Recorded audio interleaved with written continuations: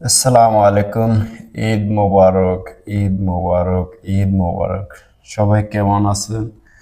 আশা করি সবাই ভালো আছেন। ঈদ উল ফিতর উপলক্ষে আপনাদের সবাইকে জানাই ঈদের শুভেচ্ছা। ঈদ মোবারক, ঈদ মোবারক। আশা করি সবার এই ঈদ অনেক ভালো কাটবে এবং আনন্দের কাটবে, কেননা সবাই সবার ফ্যামিলির সাথে ঈদে আনন্দে মেতে উঠবেন, এটাই আশা করি।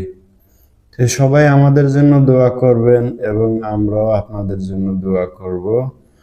তো সবার পক্ষ থেকে এবং আমার পক্ষ থেকে সবাইকে জানাই ঈদ মোবারক। শুধু তাই নয়, দেশে বিদেশে যারা আছেন প্রবাসী ভাই ও বোনেরা, আমার পক্ষ থেকে সবাইকে আবারও জানাই ঈদ মোবারক ও ঈদের শুভেচ্ছা।